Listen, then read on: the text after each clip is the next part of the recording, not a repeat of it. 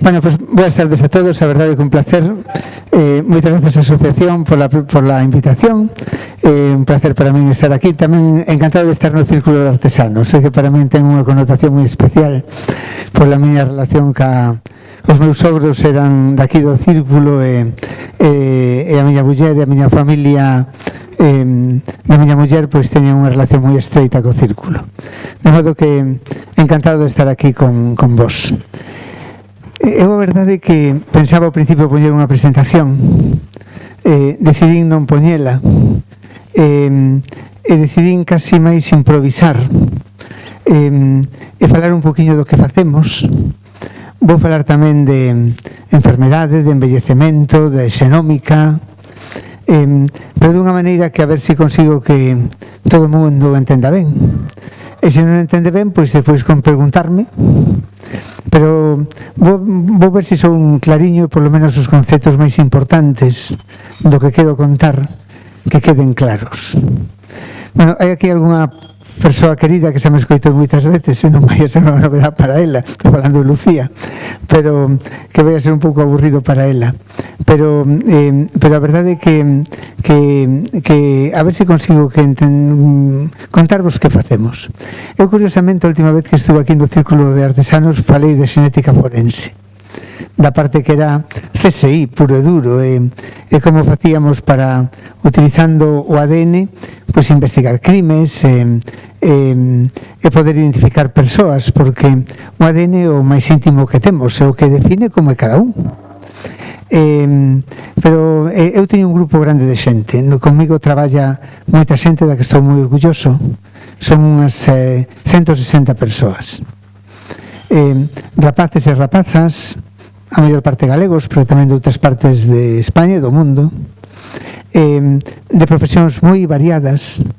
Hai moitos que son técnicos de laboratorio, que é xente que ten que ter unha concentración especial para facer procesos, e logo hai algúns médicos como a min, hai moito biólogo, moito farmacéutico, pero tamén físicos, químicos, matemáticos, veterinarios, xente que non sei moi ben que son, porque hai carreiras novas que se chaman raro, pero que todos comparten a ilusión, entendendo as cousas desde facetas distintas, de investigar a causas dos problemas, investigar no ADN, que a fin de contas é a esencia da vida, para tratar sobre todo de dar cura a problemas, porque a parte forense é a parte máis pequeniña do grupo, ali traballan unhas 15 persoas, na parte clínica é máis grande, ali é unha estrutura do Servicio Galego de Saúde onde facemos todos os análisis que demanda o Sistema Galego de Saúde. Traballamos para todos os hospitais galegos e de fora de Galicia. Esta é a parte máis grande de máis traballo, e ali facemos análisis genéticos para aproximadamente uns 35.000 pacientes por ano.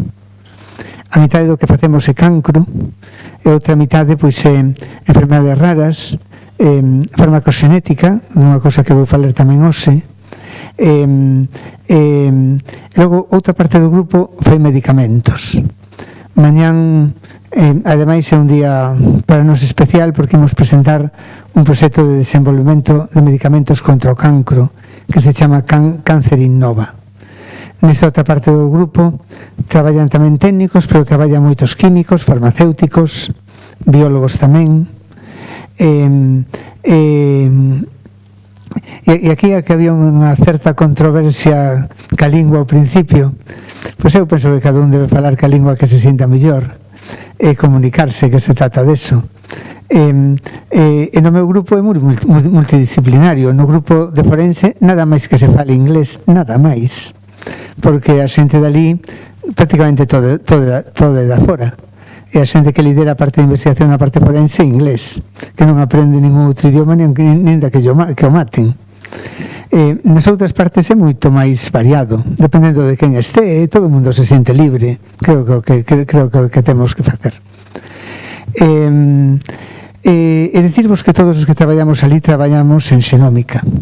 Eu vou falar pouquiño de xenómica hoxe, máis de aplicacións, pero sí contarvos que todos sabedes Nós traballamos no ADN. ADN é unha molécula que temos que ten todas as cousas que teñan vida. Outra molécula parecida que coñecedes agora polo coronavirus, que é o ARN. É unha molécula prácticamente igual.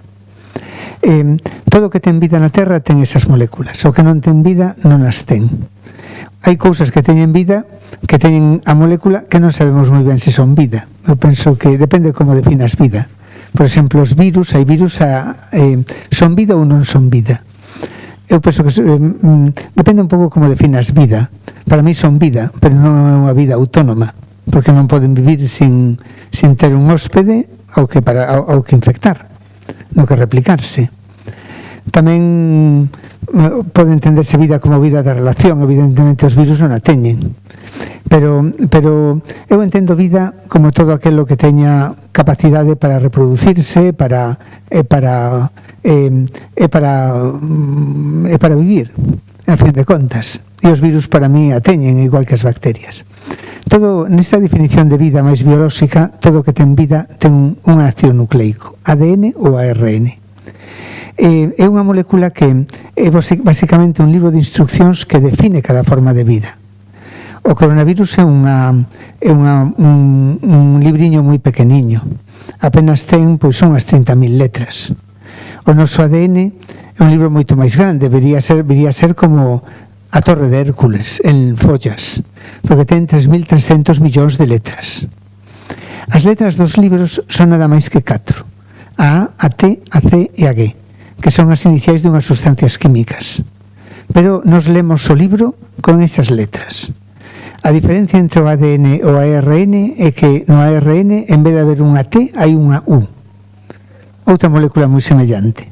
É a única diferencia. As palabras do libro que podemos ler e que teñen instruccións teñen 3 letras. Din, por exemplo, TTT, TAT, TCG, TAT, así vai dicindo así, que vai dicindo instruccións. As instruccións chamámoslle xenes. O coronavirus ten moi poquinhas instruccións, igual ten 10 instruccións, que reprodúcete, métete nunha célula e divídete. O xenoma humano o ADN humano ten moitas máis, temos 22.000 instruccións, que chamamos xenes. Ali está todo o que é ali estas instruccións de por que un carballo, un peixe, unha bacteria, un coronavirus, as instruccións de tal como é. Ali escrito.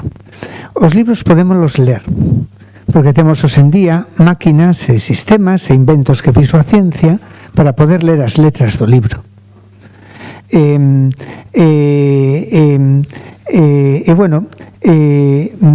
Os libros xa vos digo que teñen, que aínda que vos conto isto como libros, en realidad son un fío, normalmente un fío doble, o sea, un fío enrollado con outro.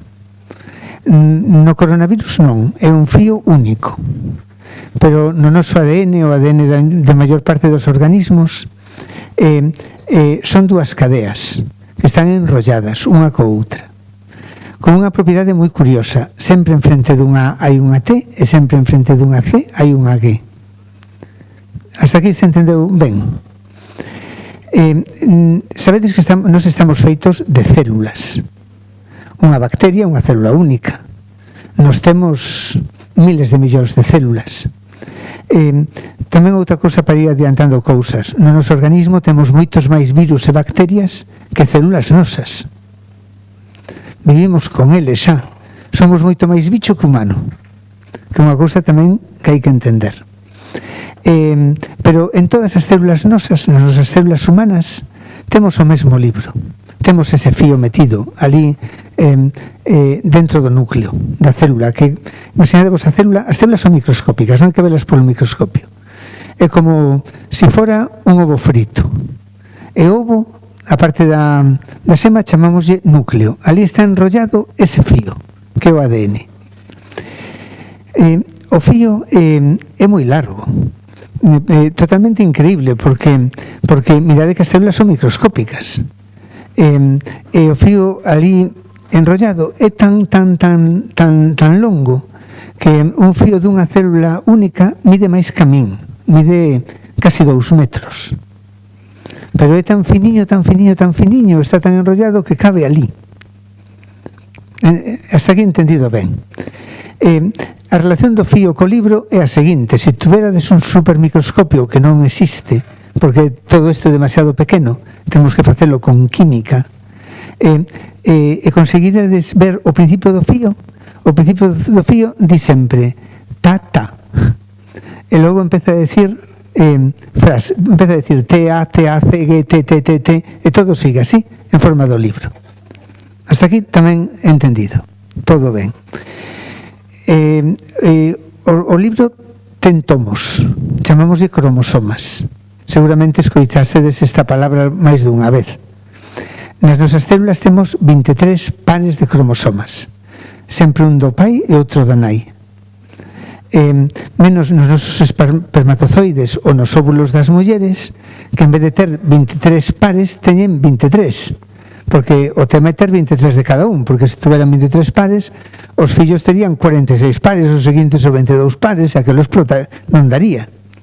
Hasta aquí tamén todo entendido. Pois vamos ben. Conto moitas veces, e os vou non repetir, bueno, nese fío, como vos decía, está escrito.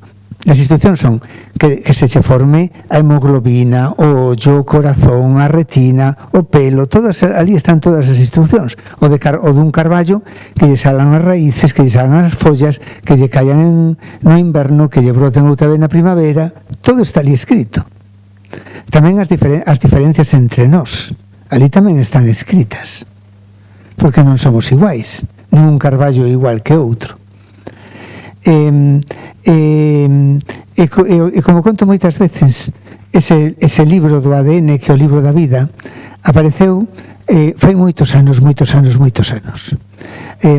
Sabedes que hubo un Big Bang e formáronse as estrelas e os planetas, e fai 4.500 millóns de anos apareceu a Terra, formouse a Terra. Pouquiño tempo despois apareceu ese libro na Terra. Realmente non sabemos moi ben cando foi, pero sí que sabemos que as primeiras bacterias, que son organismos pequeniños dunha célula nada máis, que se chaman arqueobacterias, estaban aquí fai 3.700 millóns de anos. Entonces, isto quere dicir que seguramente fai 4.000 millóns de anos xa vería esa molécula, que apareceu a vida na Terra. De onde veu? Pois hai xente que pensa que veu de fora, porque moita da auga da Terra veu de fora, por meteoritos que traían auga congelada. Outra auga formouse na Terra. A xente que defende de fora é por eso, porque hai xente que anda buscando vida, como entendemos aquí, fora da Terra, porque poidera ser certo. Eu non o creo, pero hai xente que o cree. É unha cousa bonita é mirar, entender de onde veu a vida. Pero para min é máis probable que se formara na Terra, porque é unha molécula moi fácil de facer. Xa vos decía que o libro pódese ler, pero tamén se pode facer. Fai anos uns químicos inventaron unha técnica que se chama química de fosforamiditas. Eu vou emplear poucos nomes, pero que permite facer as CSGs e as podes empalmar. Isto podémoslo facer. Tamén fai pouco tempo, isto xa fai moi pouco tempo, e lle deron por elo o premio Nobel a 3 científicas, descubriron unha técnica que se chama CRISPR, pola que os científicos podemos editar o libro. Podemos coller unha frase, cortala do libro, cortala, cambiarlle as letras, pegala outra vez. Isto pódese facer. Tamén o libro pódese fotocopiar. Isto é unha cousa que estades escoitando moito, que se chama a PCR. A PCR é coller unha folla do libro e fotocopiala miles de millóns de veces para podela ver millor. É o que fai a PCR, fotocopia. Fotocopia con ciclos. por eso tamén estáis despois escoitando deu positivo para PCR con 40 ciclos ou con 20 ciclos. Canto máis ciclos se precisa, máis precisas fotocopiar para velo. Esta foi unha técnica moi revolucionaria que descubriu un científico norteamericano que polo que lle deron o premio Nobel, que se chama Karimulis, que foi un dos descubrimentos máis importantes da historia da ciencia e que sabedes que nos vale para diagnosticar, porque o virus é tan pequeniño que é difícil de ver, pero se tú podes coller unha folla que nada máis que do virus e fotocopiala miles de millóns de veces, xa podes ver que é esa. Hasta aquí tamén entendido. O libro da vida, para que entendades ben que é a vida, contábamos que nas células temos como a célula que o fío son dous fíos enrollados un con outro. Vos acordades desto? Eses dous fíos que están enrollados con outro é moi fácil que se separen. As as que están unidas ás tes e as tes que están unidas ás gues sepáranse con moita facilidade. Se se separan e por ali hai as tes e gues, pódense pegar a cada cadea o complementario. E dunha cadea aparecen dúas, e de dúas 4, e de 4 8. Eso é a vida. A vida é a capacidade que ten esa molécula para poderse duplicar. E así apareceu a vida. Unha molécula que se dividía. Apareceron as primeiras bacterias que se dividían. E aquí vou empezar un poquinho a historia. O libro da vida programou unha instrucción da que vou falar hoxe, programou dúas instruccións. Unha da que nunca falou moito, pero se vou falar máis, que é a necesidade de morrer. Programou a morte das células e a morte dos individuos, como parte da vida. É unha cousa que parece un contrasentido, pero que sin morte non podería haber vida, porque esa primeira célula que se dividía acabaría morrendo, porque habería un cambio climático, non habería evolución, non estaríamos aquí, non habería diversidade. E por iso programou a morte. A morte das células está programada no noso libro, de varias maneiras. Isto que, como ten que ver co envellecemento, é unha cousa que hoxe vou contar un poquinho máis. A outra instrucción que programou foi a mutación. Que a copia, o sea, os dous fíos divídense e fanse dúas copias, pero non son perfectas nunca. Sempre aparece algo novo. Igual de pais a fillos, vos decía, sempre temos un cromosoma do pai, un cromosoma da nai, pero aquelo mezclase. E no proceso de mestura sempre aparece algo novo, algunhas letras novas, ou incluso algunhas páxinas do libro enteiras novas. Eso chamámoslle mutación. É outro concepto importante. Estades escoitando o coronavirus muta moito, porque temos medo de que veña outra variante. Eu penso que vai tardar en vir, pero bueno, eu sou moi optimista por naturaleza.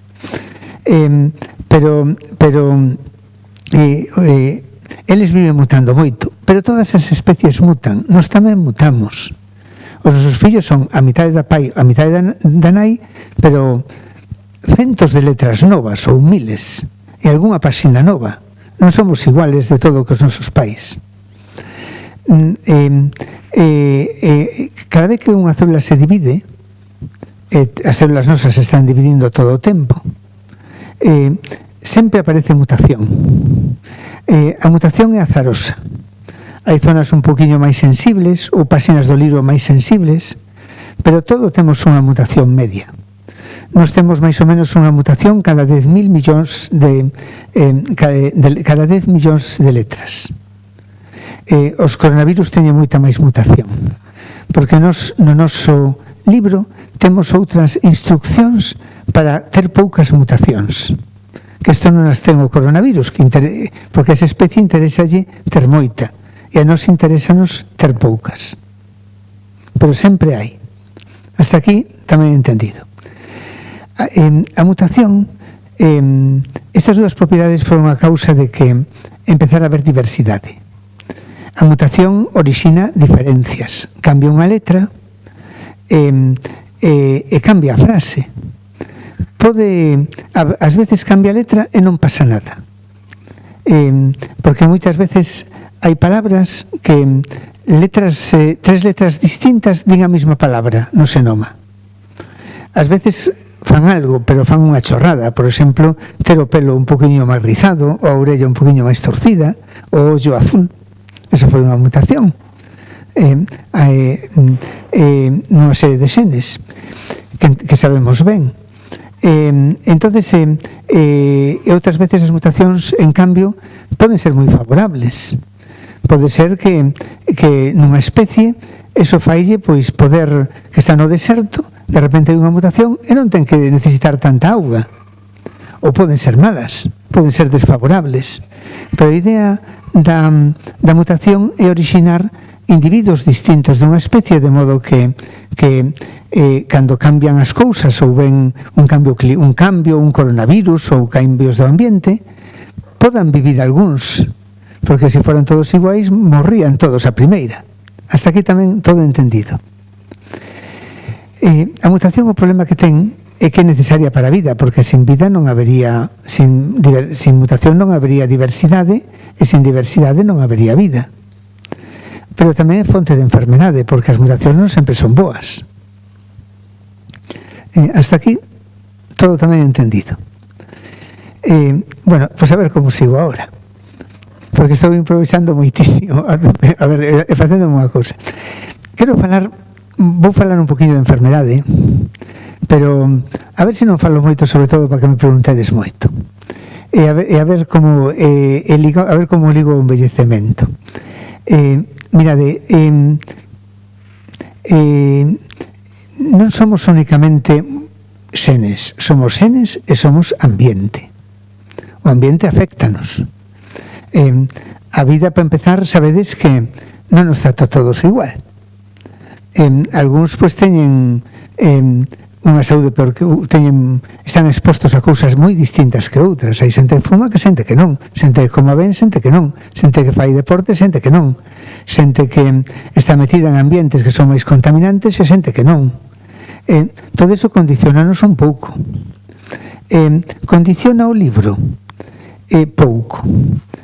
As letras do libro poden cambiar e poden algúns ambientes determinados favorecer a mutación, pero pouco. Condiciona máis por outra maneira. É que todo o que vamos vivindo vai producindo, o ambiente vai producindo cambios químicos no libro.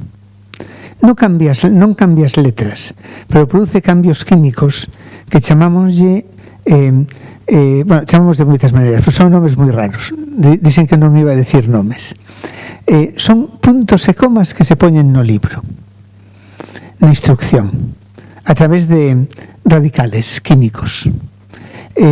O máis importante que se produce chamase metilación, que é un grupo metilo, un grupo químico, que se mete cando hai unha letra CG, esa unión que vos decía CG, ali se pon un grupo metilo. Hai máis. Outras son o que chamamos grupos acetilos, e outra cousa que hai tamén é o que se chaman microRNAs. Pero bueno, o máis importante é a metilación, e como me enrolle moito, pode ser complicado. Que fai a metilación na instrucción? Pode cambiala, porque son puntos e comas que poden cambiar o significado. Unha mutación é que cambie unha letra. Por exemplo, imaginadvos unha frase que di: con ese sol hai máis luz. Palabras de 3 letras.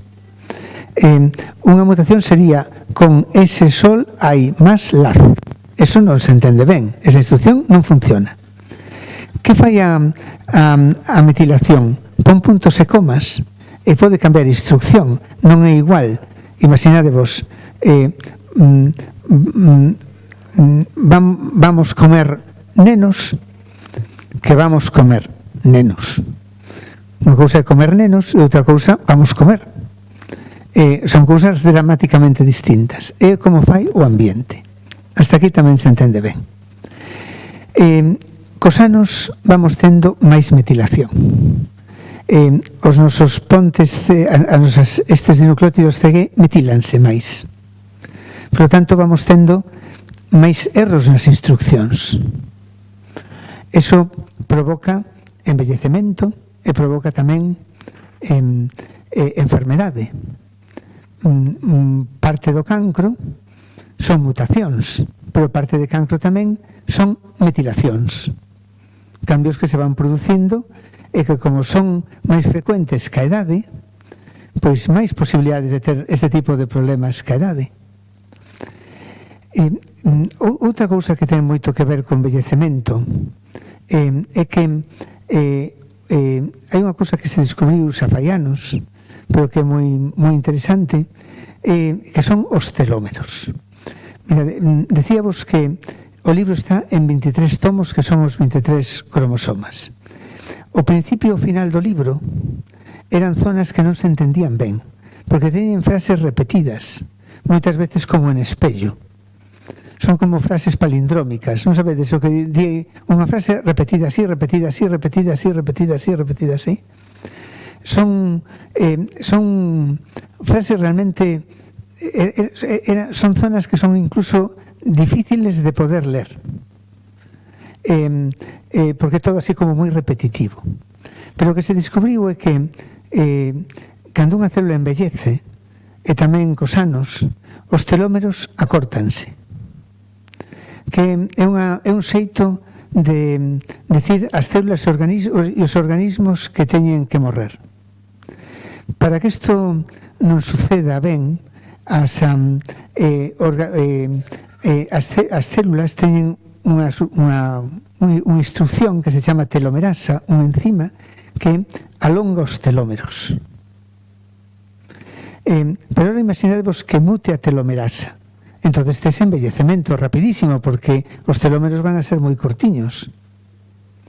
Isto é o que pasa na progeria, aparte de mutacións, ou en moitas enfermedades de envellecemento precoz. Claro, isto é como vai funcionando todo. Eu non vou falar moito, hai moita xente que investiga en como evitar envellecemento. A min, nós non temos grupo que traballa nesto, porque non me gusta moito, porque a min pareceme algo consustancial á vida. E parece que gustame máis manter os esforzos de investigación con todo aquilo que falta por saber, que un poda vivir hasta o máximo que poda, pero vivir moi ben e sen problemas. Entón parece mellor concentrar os teus esforzos en algo, porque outro de outro xeito, máis tarde ou máis cedo, é inevitable. Entón parece mellor loitar contra a enfermedade. Pero todo ben ligado, sobre todo por un problema que é importante, moi asociado á idade, que é o cancro. Quero vos contar tamén un poquinho que é isto do cancro, e como facemos para investigalo, e isto que vamos a presentar mañán de Cáncer Innova, que vou empezar con isto. Mirade, as células teñen unha morte celular programada. Por unha parte os telómeros, como vos decía, pero tamén teñen instruccións de programación. Hai unha instrucción que, por exemplo, cando un glóbulo blanco, e depende da célula, hai células que viven moitos días, células que viven moitísimo, e células que viven pouco tempo. Por exemplo, un glóbulo blanco, imaginadevos que vive máis ou menos 90 días. Aos 89 días, máis ou menos, un xen se activa e dille: glóbulo blanco, quédache un día. Faltan unhas horas, activase outra instrucción e di: glóbulo blanco, quédanse poucas horas. Desde que empezan estas instruccións, os telómeros empezanse a cortar. E logo ven outra que chamase petén, que un pouquiño como guardián desto, e di: glóbulo blanco, morre, e o globo blanco morre. Agora imaginadevos que algunha instrucción de morte celular que ten unha mutación, porque cada vez que a célula se divide, por azar poden aparecer mutacións. E ten unha mutación, e a mutación eso non funciona, e o glóbulo blanco non morre, chega ese momento e non morre. É un glóbulo blanco bello e raro. Normalmente o sistema inmune que detecte o sistema que está vigilando todo aquilo que é raro e que o que ven de fora, atácao. Pero igual que moitas veces collemos un virus ou collemos unha bacteria ou collemos algo, moitas veces o sistema inmune pois está baixo ou non o detecta ben e non é quen de destruir esa célula tumoral. Esa célula que xa empeza a ser unha célula tumoral, porque é unha célula que vive demais. Esa célula empeza a dividir, empeza a acumular máis mutacións. O primeiro que normalmente fai para poder vivir fai como transformarse en medio coronavirus, porque o primeiro que fai das cousas que primeiro mutan son, non vos decía que había xenes que eran mecanismos para evitar a mutación, para reparar o ADN. Claro, esas células mutan, entonces eso xa está libre, pode mutar moito máis, empeza a mutar. Cancros malos como o melanoma chegan a acumular máis de 100.000 mutacións. O sea, son como o coronavirus tal cual, porque queren vivir, igual que quere vivir o coronavirus, a célula cancerosa, toda a vida na Terra quere vivir. Ela tamén quere vivir, ainda que nos mate por querer vivir, pero o que hai, porque todo o diseño da vida da Terra é igual. Entendido todo hasta aquí. Claro, mutacións que van facéndolle a célula seleccionarse para vivir máis. Por exemplo, aprende a non estar pegadas, porque as células tenden a pegarse. Por exemplo, muta a caderina, que é unha cousa para que as células estén pegadas. Millor, porque estando libre pode escapar, ir a outros sitios. Aprende, por exemplo, a pasar polo tubo dos vasos sanguíneos e infiltrarse, porque así pode escapar e vivir máis. Entendedes? Vai adquirindo propiedades para facerse que se van seleccionando, porque vai aplicándose a selección natural. Vai seleccionándose, chamase clonalmente. Mutacións que lle son moi favorables vanse acumulando aí. Hasta aquí entendido, máis ou menos.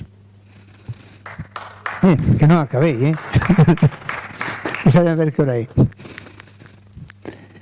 Vale. Aguantades 20 minutos máis? Sí. A ver, por onde sigo?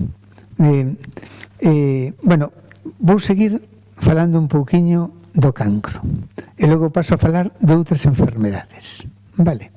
E de outras cousas. Basicamente, vedes que o cancro é que mutan xenes que teñen que ver que de alguma maneira fan que as células muten máis e non podan morrer. Basicamente, iso é un cancro. De modo que unha célula empeza a reproducirse e tes un problema na vida. Xa vos contei tamén que é un proceso favorecido pola idade, porque as mutacións son máis fáciles pola idade e que a mutación non é o único que hai, sino que a metilación está favorecida tamén ca idade e que aí importa moito o ambiente. Isto tamén quedou claro. Como podemos ler o libro, houve un gran proxecto internacional o primeiro grande proxecto internacional que houve do ADN chamouse o proxecto Xenoma Humano, que era ter o libro, porque o libro empezouse a aprender a ler no ano que fai nada, non termos da ciencia. Eu tiña xa rematar a carreira cando un investigador moi famoso e moi importante que se chamaba Fred Sanger descubriu a técnica de ler o libro. Entonces no ano 80 deronlle o seu segundo premio Nobel de Química por descubrir a técnica para ler o libro, chamámoslle secuenciación. Isto tamén o estades escuitando no coronavirus. Secuénciase para ver cal é a variedade, porque son cambios de letras. A diferencia que hai entre a variante Omicron e a variante Delta, pois son igual 70 ou 100 letras distintas. Por iso hai que secuencialo. Este señor descubriu como facelo. E no ano 1990, despois de que se descubriu a PCR, porque sin a PCR todo era complicado, se lanzou un proxecto internacional para ter o libro do xenoma humano. Claro, era un libro como a Torre de Hércules, de grande. Moitos países do mundo e moitos científicos traballaron de forma organizada para ter ese libro da vida. Tardaron 12 anos. Participaron moitos amigos meus, pero España non participou no proxecto xenoma humano. O caso é que en 12 anos, no ano 2002, tiñamos o libro. Fai pouco descubriuse unha nova técnica de ler o libro. Chámase secuenciación de nova xeración, que permite ler o libro moito máis rápido e moito máis barato. É unha velocidade increíble. Estes novos aparatos para ler o libro permiten ler moitos libros ao día. Nos noso laboratorio lemos moitos xenomas, facemos moitos xenomas humanos enteiros ao día. Imaginadevos, o que levou fai nada, 12 anos, e costou miles de millóns de euros, por 500 euros faz un libro enteiro e podes facer moitos ao día. Imaginadevos a revolución que significa eso na ciencia. Veu tamén paralelo aos avances en computación, porque se estás producindo libros enormes, donde os metes? Nós, por exemplo, necesitamos capacidade de computación para o que producimos, que é de petabytes. Non sei, non caberían aquí en ordenadores. Nos o que facemos para traballar é que temos pertiño un grandísimo centro de supercomputación que se chama o CESGA, o Centro de Supercomputación de Galicia. Das nosas máquinas, con un cable de fibra óptica, vai toda esa información ao centro de supercomputación. Alugámoslle unha parte do sistema para poder meter a nosa información. É unha estrutura que depende da Xunta de Galicia tamén. E creo que somos máis que os físicos, creo que logo da Citroën somos os que segundo que máis usamos isto. Tamén nos dá capacidade de computación, porque ler aquelo non é fácil. Facer as leituras do libro, lelo e todo isto fanos son os especialistas que se chaman bioinformáticos, que é unha carreira nova de moitísimo futuro. Xente que está especializada en poder ler as letras do libro e procesalas. Bueno, o caso é que se empezou a poder ler deste xeito o libro. E por iso empezaron a haber grandes avances en moitas cousas. Un dos avances máis importantes foi no diagnóstico das enfermedades xenéticas, porque as enfermedades xenéticas, que temos tantas como xenes temos, son raras, pero son tantísimas que son moitísimas. Pois podémoslos diagnosticar moitísimas. E o seguinte avance importante foi no cancro. Houbo un proxecto internacional moi grande que se chamou o Consorcio Internacional do Xenoma do Cancro. Tamén, igual que se fixera no proxecto xenoma humano, os distintos países desenvolvidos do mundo puxéronse de acordo en mirar as mutacións de cada tipo de cancro. Por exemplo, Estados Unidos colleu 8 cancros, China 5 cancros, Australia 2 cancros, Reino Unido 5 cancros, España 1, pero por fin participamos. España colleu a leucemia linfocítica crónica, unha enfermedade unha leucemia. Nun consorcio no que nos participamos e que lideraban dous amigos meus, que son Elías Campo e Carlos López Otín. A idea era ter estas mutacións. Por qué? Porque sabendo as mutacións pode saber moitas cousas. Primeiro, como empezou aquelo? onde foi a primeira mutación que houbo. E segundo, sabendo os seres que están mutados que son malos, ti podes desenvolver terapias para paralos. Quizá no futuro para cambiar as letras, a través destes avances que vos decía. Pero, desde logo, xa o que podes facer é neutralizalos. Neutralizar esos genes que funcionan mal. Eso foi o que permitiu o grandísimo avance en terapias do cancro. O cancro é inevitable, porque a mutación é inevitable e cos anos teremos sempre máis probabilidades de cancro e sempre haberá cancro. E xa non importa cada vez máis de onde é o cancro, senón cales son as mutacións que ten ese cancro. Porque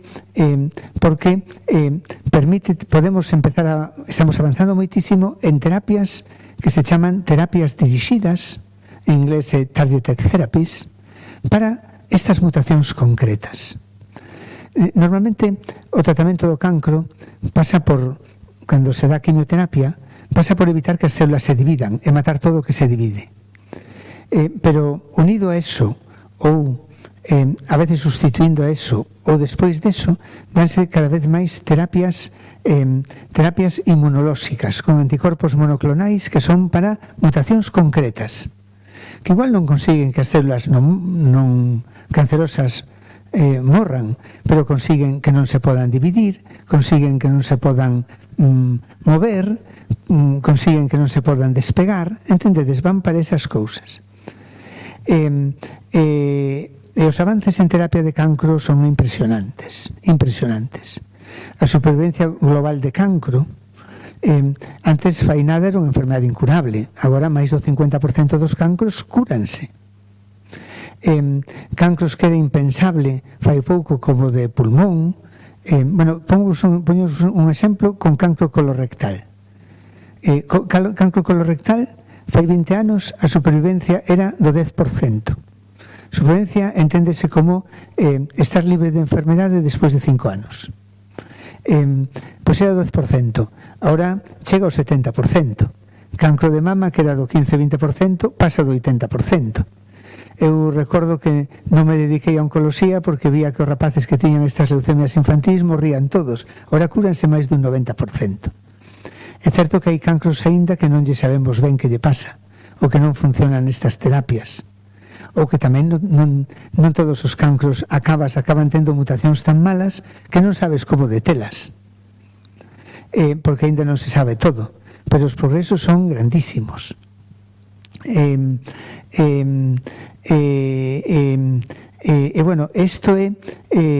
Isto é o que está acontecendo co cancro. Cancros que son problemáticos neste momento é moito o cancro de cabeza e pescozo,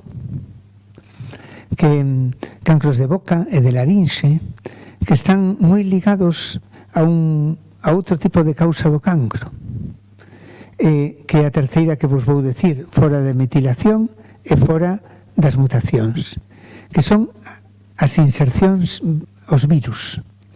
Non todos os virus producen cancro, o coronavirus non produce cancro, pero sabedes o papilomavirus, que produce cancro de cérvix e tamén cancro de cabeza e pescozo. Non todos os papilomavirus producen cancro, son unhas variantes, unhas subespecies determinadas que teñen a propiedade de meterse no ADN e interrompen a instrucción. Entendedes? Esas son as que hai que facer vacinas ou hai que poñer medidas preventivas para evitar que esas cousas acontezan. Tamén conforme hasta aquí. A última novedade importante do cancro ven tamén ligada á inmunidade. Sabedes que o cancro é un problema dunha célula que realmente escapa ás defensas inmunes, escapou ás nosas defensas propias. Pero agora empezou unha terapia que xa é útil e curativa para algún tipo de leucemia, pero que pode ser o futuro tamén dos cancros sólidos, que se chama CAR-T, que consiste en esa técnica que vos decía, preparar as túas defensas naturais, os teus linfocitos, o teu sistema inmune, manipulalo xenéticamente para que poda atacar o cancro e destruílo. Isto xa vos digo que é tamén outra gran posibilidade de terapia de cancro. Con todo, xa vos digo que quedan cancros complicados, pero cancros nos que están producindo avances importantes. Precisamente o que anunciamos mañán, isto é no que traballa outra parte do noso grupo, o meu grupo, precisamente traballamos para facer medicamentos en fases iniciais, pasar da idea científica a algo que as farmas podan desenvolver facendo ensaios clínicos. Chámase desenvolvimento en preclínica. E o que facemos é conseguir cartos. De onde conseguimos cartos? Pois neste caso de farmacéuticas, porque eles están interesados en facer fármacos. Nós tamén estamos interesados en investigalos. Entonces, neste caso, pois dúas farmacéuticas importantes, moi multinacionais, que son vos das vacunas tamén, Janssen, Lilly non ten vacina, pero outra multinacional farmacéutica moi importante. Logo temos tamén a Asociación Española contra o Cancro, que tamén está interesada en que os que investigamos poder probar as nosas ideas. Tamén outra xente xuntamos cartos e logo quitámolos a concurso de todos os investigadores do mundo. As mellores ideas son seleccionadas e nos desenvolvemos esas ideas hasta que podan ser xa que teñan xa interés as farmas. As farmas non teñen propiedade intelectual nin industrial da idea. Tenas o grupo que fai a idea e nos que as desenvolvemos, pero si ten dereito preferencial de explotación. Por iso poño os cartos, e por iso nos tamén convennos moito esa colaboración público-privada, porque non temos cartos para pagar ensaios clínicos, porque esos valen centos ou miles de millóns de euros. Nos non temos cartos para eso. Movémonos en rangos moito máis pequeniños no mundo da investigación. É basicamente o que facemos.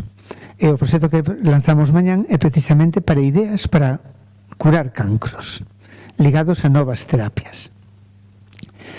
Pero a vida para evitar as enfermedades non únicamente hai que pensar en tratalas cando están, senón en previlas. Para iso hai esta é unha parte que é realmente importante, porque a medicina que está vindo para todo, non únicamente para o cancro, e que ademais estou liderando todos os esforzos nacionais, que se chama medicina persoalizada, é unha medicina progresivamente cara. A idea é buscar un medicamento que lle vaya ben a esa mutación, un medicamento que lle vaya ben a ese paciente ou ese grupiño de pacientes. Pero claro, se facer un fármaco vale moitísimos cartos e ti tes logo que compensar eso nun grupo máis reducido de pacientes, os tratamentos son máis caros. E claro, o sistema de saúde chega un momento que non dou. Como podemos contrarrestar isto? Con moita prevención. Pero previr moitas cosas sabémola. E aquí vou falar tamén, ainda que sei que estou falándose moi deslavazado, non sei moi ben de que, pero tamén de xenes e de ambiente. Mirade, toda enfermedade son tamén sempre, como nós, xenes e ambiente. Cantos somos xenes e cantos somos ambiente? Mirade, o cancro sabedes que é un problema dos xenes, pero non un problema que se herede moito. É un problema máis ambiental. Unha cousa é que teñamos mutacións nas células de aquí, outra cousa é que teñamos mutacións no espermatozoide e o óvulo e as transmitamos á descendencia. O cancro é un problema moito máis ambiental que xenético, no que se refire ao global da enfermedade. É un problema de mutacións, é un problema xenético, pero non é un problema, a causa desas mutacións, a causa dese problema é máis ambiente que problema constitucional de un. Isto é un pouco difícil de entender, pero creo que o está desentendendo ben. De feito, o cancro de mama sabemos que 25% xenética e 75% ambiente. Que ambiente? Pois a obesidade, a nuliparidade, vamos aprendendo. Comer mal, facer pouco deporte. O cancro de pulmón, sabemos que é moitísimo tabaco e que pouquísimo xenético. O cancro de colon é un 35% xenética e 65% ambiente. Mirade que cousa curiosa.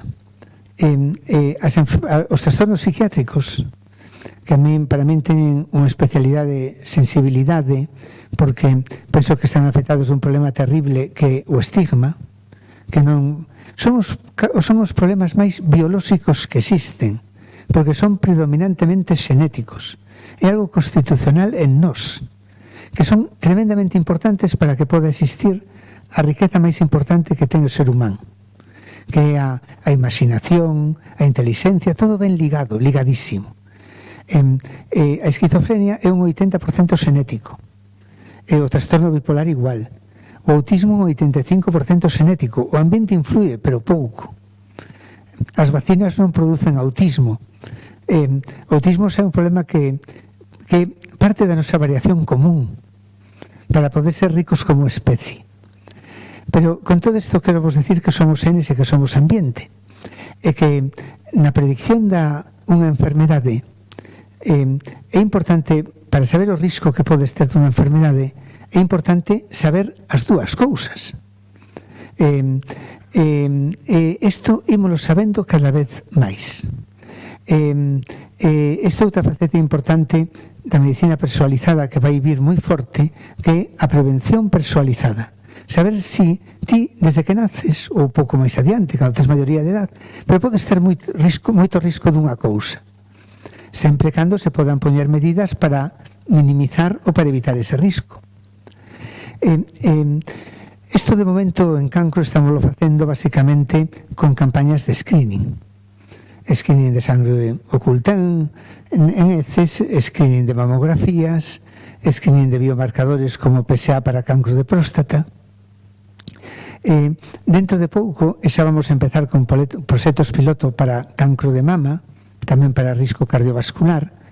Vaise combinar a información xenética de a información epidemiolóxica de ca mamografía, para decir, ou incluso seguramente antes, para decir, esta muller non hai que facer ninguna mamografía porque está en verde total, é improbabilísimo que vai a ter un cancro, ou esta aos 30 anos hai que facer xa.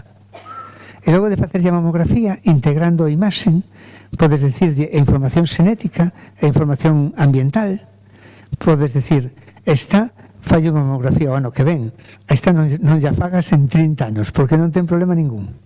Entendedes? E así podemos anticiparnos, son maneiras de anticipando a enfermedade. E buscando biomarcadores tamén de detección precoz das cousas, como PSA para cancro de próstata, que te poda alertar de que pode haber un problema ali. Pero ali temos que facer moita investigación.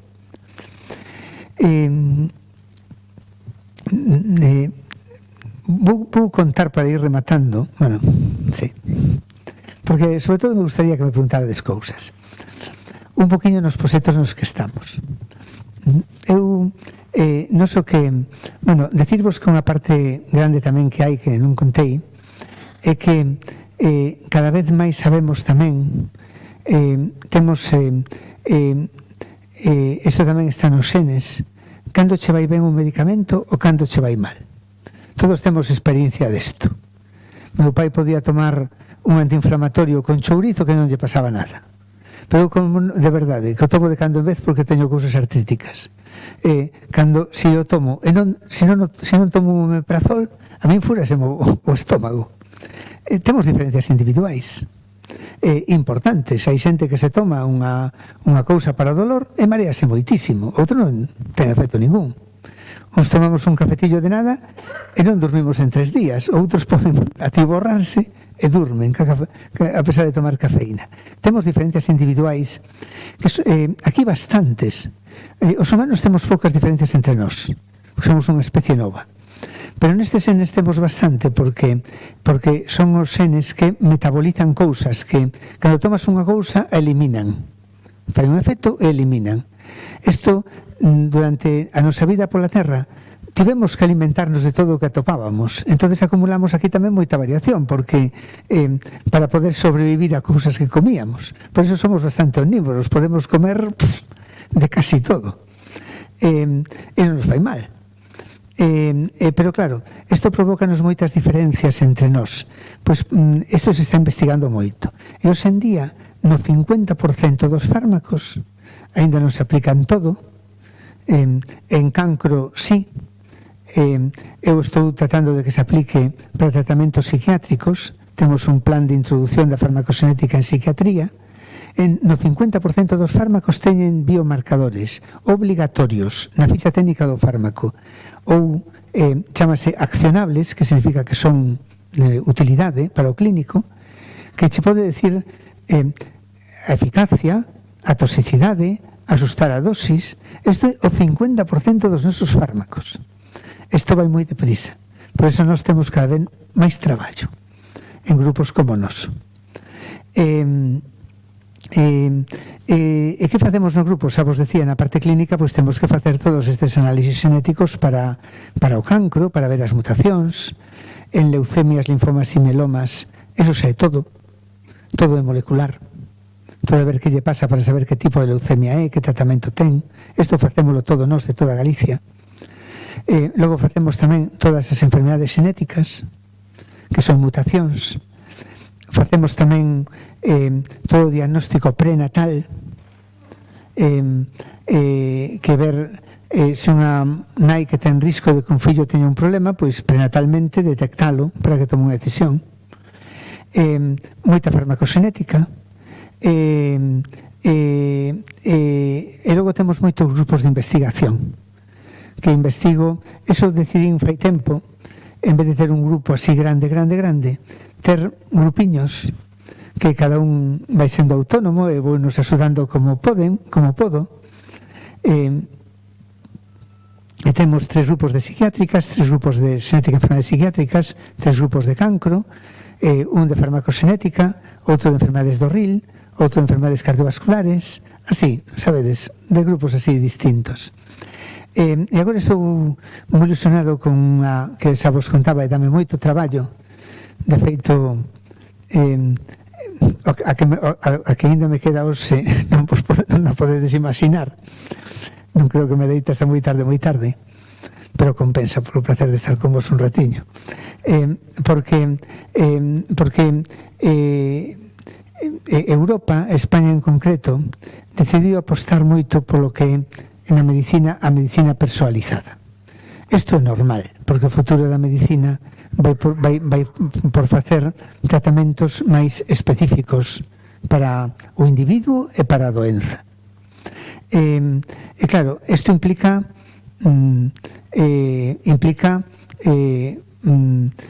moitas cousas. A primeira, facer medicamentos máis específicos. Outra, facer diagnósticos. Outra, facer eso que vos decía, esa medicina preventiva personalizada, saber como podemos identificar quen vai a ter un problema e que medidas temos que poñer para que eso non se minimice ou non se produza. Para iso fai falta moita información clínica e moita información dos xenomas enteiros, porque nas dúas partes está a clave de todo. E para iso España fixo unha estrategia nacional de medicina personalizada. É un gran programa nacional de centos de millóns de euros que ten 3 patas. Unha é unha cohorte nacional na que se están collendo xa 200.000 persoas. Vaise a analizar todo clínicamente, vaise seguir como lle vai a historia clínica, vaiselle moitas analíticas, miraselle o corazón, miraselle se ten algún problema psiquiátrico, e logo faiselle o xenoma enteiro. Este é un esforzo moi grande. Outros países as teñen. Por exemplo, o Reino Unido lanzou fai tempo o proxecto de 100.000 xenomas. Estados Unidos tamén ten un proxecto similar. Pero Europa estábase quedando rezagada nesta gran iniciativa internacional. O seguinte programa é un programa de datos. Este programa, se ti tens que meter esa información xenómica e tanto dato, xa vos digo que fan falta non supercomputadores, sino supercomputadores conectados. Este programa está coordinado por un dos grandísimos centros europeos que é o Barcelona Supercomputer Center, que o dirixe Alfonso Valencia, esta parte, que traballa con un sistema de EGA federado, con outros sistemas de computación. E logo a parte de xenómica, que a coordino eu, e que me está dando moito traballo, que son 3 grandes centros de secuenciación, que é isto de ler libros como churros en España, que un en Barcelona, outro en Pamplona e outro nos aquí en Santiago, que son centros con moita robótica e moitas máquinas para poder facer isto. Logo, por certo, que a nosa máquina que nos permite estar foi unha doazón da Fundación Amancio Ortega, que teño que decilo, porque vale millóns de euros, entonces non tiñamos cartos para nada desto. E logo temos 3 exemplos, 3 cousas de aplicación. Un é cancro, outro enfermedades raras e outro é farmacoxenética. E todo isto está ligado con unha gran estrutura europea que se chama 500, chamábase 1 millón de xenomas, pero ahora van ser 500.000, porque non damos para tanto, pero que na que España está metida, en a que coordino tamén moitas accións. É todo complicado incluso legalmente e éticamente, porque teñen que participar xente, pacientes, pero tamén xente normal, que na que vamos a utilizar datos que son datos moi sensibles. A información da vida de cada un, o xenoma de cada un, é información moi sensible, e temos que explicarlo e pedirlles consentimento para o uso deses datos e para o uso compartido en toda Europa deses datos. Que por eso, pero conto que a xente que é particularmente altruista en España, ademais afortunadamente para as vacinas guiadiña e confiada na ciencia, pois penso que sí que vamos a ter estamos tendo, de feito, moita aceptación cando yo explicas, a xente di isto é útil para os demais. A medicina pode ser máis eficaz, sobre todo que nos podamos adiantar mellor a enfermedade, e que os fármacos podan ter menos efectos secundarios e máis eficacia, entender mellor a enfermedade, a enfermedade rara diagnosticala moita antes porque tardamos un mundo, contribuir a facer isto, por eso digo que meus esforzos máis que en grupos que investigan como inmortalizar, penso que é mellor traballar desta maneira, porque evitar sufrir. A enfermedade, sempre digo que non é máis que un problema biolóxico polo cual un individuo sufre ou fai sufrir o seu entorno, porque son as dúas cousas. Moitas veces non é consciente do seu sufrimento, sufre o entorno máis que el. Isto a min sí que me parece a prioridade, non buscar a ver que xente ten a balea ou ten a verme non sei que vive 700 anos, a ver que podemos facer. Para min o obxectivo non é vivir moitísimos anos, senón vivirlos ben e con saúde, e pareceme que é unha vida de esforzo mellor traballar neste campo. Eu vou deixalo aquí, se vos parece, para que me preguntedes algunha cousiña.